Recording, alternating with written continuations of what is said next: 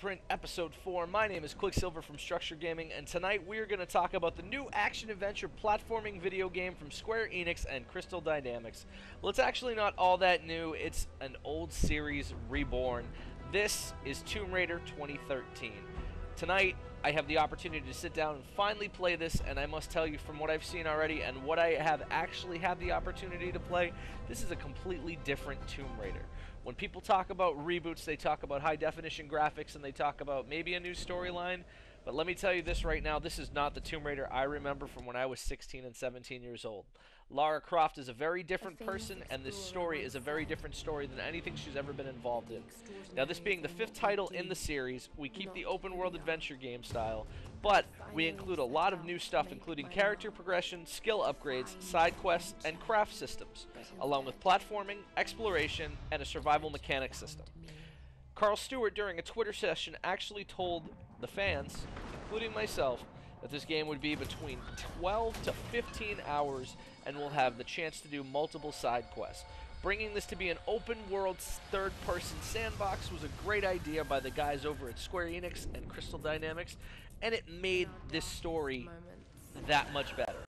Now, the game begins, as you can see from the past few moments, with Lara setting out on her first expedition aboard the ship Endurance to find the lost Japanese kingdom of Yamatai, home to the legendary Shaman Queen Himakayo, who is also known as the Sun Queen and was said to wield mystical powers.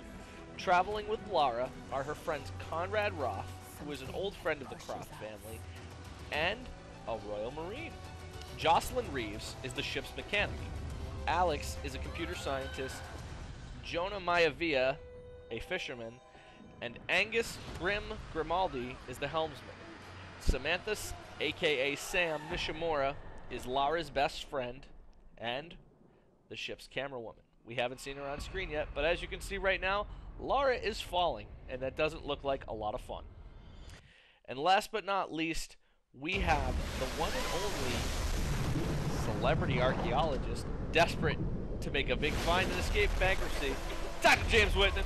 Ladies and gentlemen, Dr. James Whitman. So our story starts out from here, going against Dr. Whitman's advice, and the group searching in the Dragon's Triangle.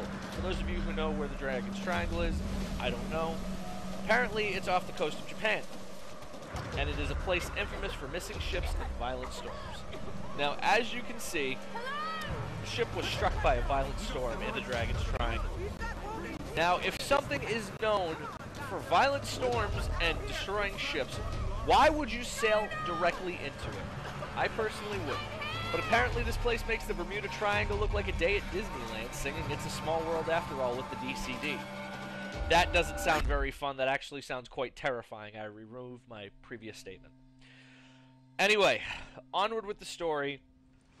This violent storm splits the ship in two, stranding the entire team on an isolated island. As Lara tries to reach the rest of the group, you just saw her get punched in the face, and she is captured by a strange and savage man and is trapped in his really fucked up cave home. Now we're going to see what happens as Lara tries to escape. This is some nasty, nasty, nasty shit. As you can see here, this savage cave guy has some kind of crazy upside-down dead body shrine, and he's trying to make Lara a part of it.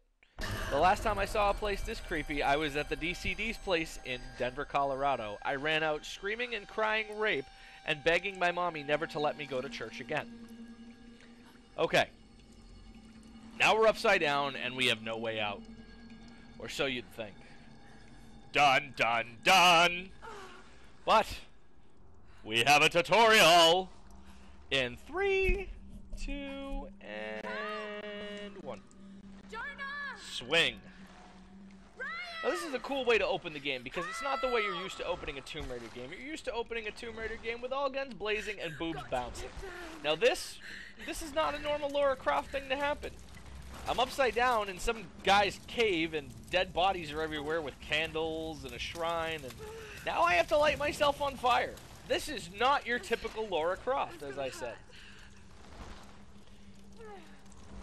This makes the Fatality Pit in Mortal Kombat look like a walk in the park. So third time's a charm. Let's light ourselves on fire. and we're gonna fall. Now, one thing I would really like to say about this game is that it is absolutely one of the most graphically beautiful games of this generation, utilizing so many different aspects and making the game feel very real. As you can tell, as much water as Lara hits, that dried blood is not going anywhere. And the movements and motions of Lara Croft after these brutal attacks and this complete accident of impaling herself with a metal rod, just, you know, it makes things great. Now, one thing I noticed throughout the game, as far as I've played so far, is that mark on her left hip stays. It never washes out. In a lot of games, that just eventually washes out, or if you watch cartoons, and even look at her facial expression. It's a look of horror and terror. It's beautiful. Crystal Dynamics did an amazing job with this. And as you can see, I just walked by our first piece of equipment in the game. This is the torch. This is going to be very handy in blowing things up and making new doorways. Destructible environments are a huge part of the Tomb Raider game, and are something very new to the series and adds a great deal of fun. Because it's like, oh, well, I just burnt something, and it actually disintegrated and fell apart. This has never happened before. Now, as you can see, my torch went out when I went through the water. In many games, that torch would have stayed lit. Now I'm using survival mode, which is very similar to Eagle Vision in Assassin's Creed. This, though, instead of showing you the people that you have to stab, shows you the shit you have to burn and where you have to go. It's almost like a waypoint, if you will. It's a great piece to this game and adds a whole different aspect. I think, if I'm not mistaken, Evan Borjal from the Boston Basket Brigade said it to me best last night when we were all sitting around chatting and playing this game, when he said, "This is great, man. This is something that Tomb Raider sorely needed. A system that allows you to bring a new life into the game." And that it did. Oh, this is not fun. Oh, Lara, dear God, run! Our crazy man friend is not happy that we're not hanging upside down letting blood rush to our head anymore. So as we go under here and we see barnacles. Random, but cool. There's one thing I love about this part, and that is that the fire goes across the rocks. It doesn't just kind of burn into the rocks. You know, again, a lot of companies, you know, let small stuff like that go, but Crystal Dynamics is always amazing with things like this. And I have to say, it adds just another piece of realism to this that other titles never had. So as you can see, obviously Lara has managed to escape thus far. I'm very happy to see that Lara is still alive. Now we must find a way out. Another thing that's very cool about past Tomb Raider games and present Tomb Raider games is obviously there are mini games within the game, and as you can see now I have to find an objective beacon, and there's something I have to do. The one thing I didn't like about that was that these mini games that were so challenging in the past, and you know, these routines that you had to do to get to certain areas of the game become a lot simpler through this system. I mean, yes and no, that might not be bad. I mean, that might be enticing for new fans, but old fans like myself, I like to figure stuff out. But it is a cool feature. So I guess you could say the surviving instincts is kind of catch 2020, if you will. It goes both ways. It's a hindrance and it's a benefit. It's a hindrance because, you know, if you're an old school Tomb Raider fan, you really like to figure stuff out. You like to find things on your own. But if you're a new school Tomb Raider fan, this is really going to help you get adjusted to the series, which is great. We want new fans to come and see this series. I'd also like to mention that in the past 3 days, over 2 million people have logged in and played this game. That is a coup for a game that has not had a title, a good title, excuse me, in years. I think the last Tomb Raider game was Lara Croft and I don't even remember. It was an Xbox Live Arcade title, and it was like a side-scrolling RTS. It wasn't my... Anyway, enough talking. Fun stuff's about to happen.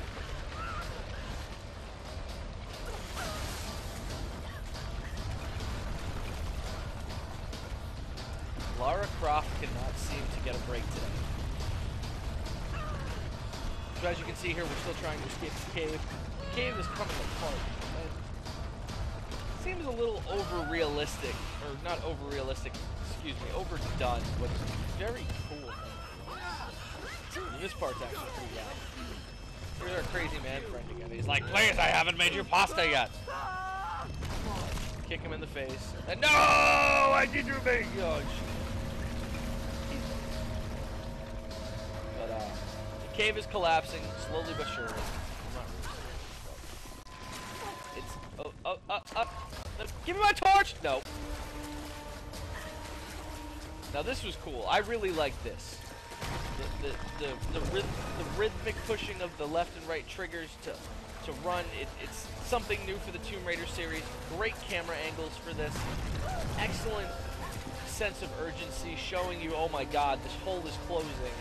We need to get our way out.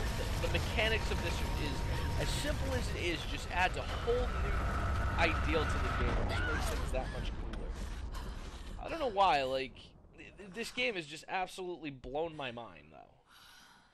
I mean, just little things that you've never seen in a game like this before. As we officially escape the cave.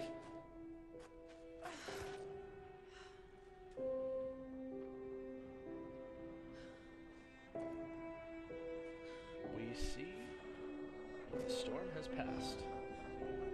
Oh, bam. Now that the storm has passed,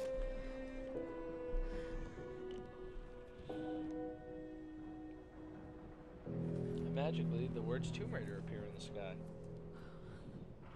We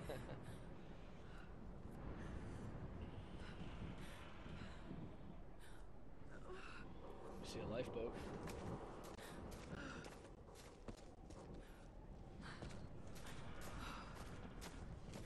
Just taking a peek around now to see what's around me.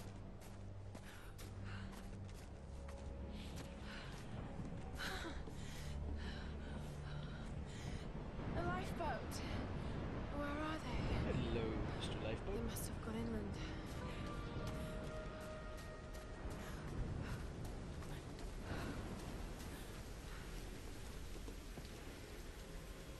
Once again, something a little old, something a little new. Right now, we get to climb across a tree. Now, we've seen this in many games, but it just feels so much scarier when you're looking down and you're just like, oh my god, this waterfall is like the waterfall of death. This waterfall looks almost as good as a night having dinner with DCD. Oh my god. Sorry, Laura, I didn't mean to say DCD and make you fall.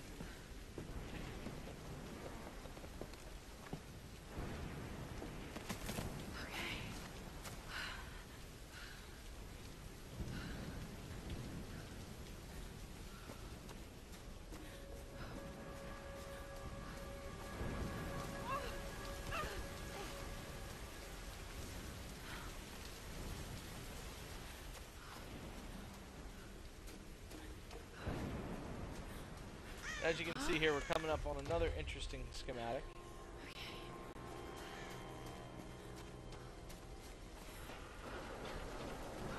I can do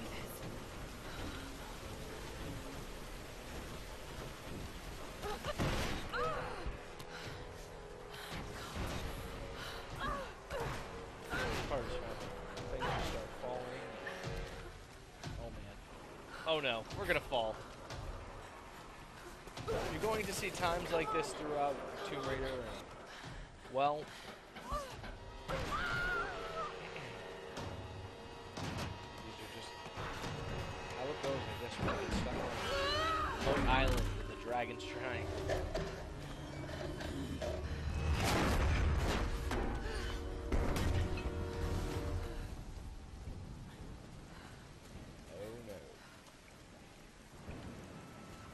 I must say, the level designs are absolutely beautiful here.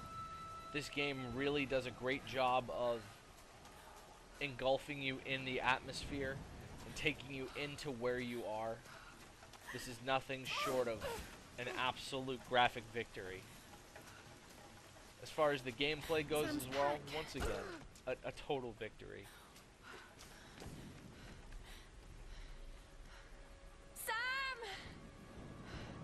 They must have come this way.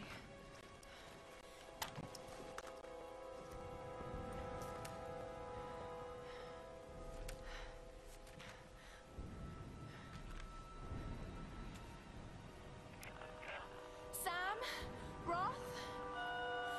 can't hear me. I've got to find them. Okay.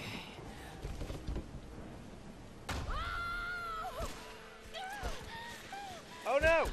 We fell again. Poor Laura Croft. I said it once, I'll say it again. This poor girl cannot catch a break lately. Seems like every time I turn around in this game, this poor girl is falling and falling and falling and falling. And magically, it's now raining again. What happened? I mean, this weather's crazier than New England weather. It really is.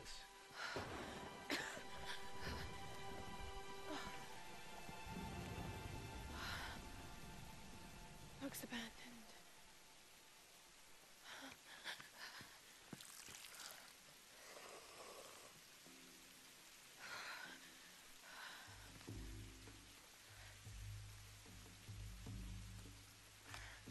And magically, this remote Japanese Is anyone island that listening? looked tropical Please 5 respond. minutes ago is freezing cold. This is the one part I haven't understood yet, is how this island goes from hot to cold that fast.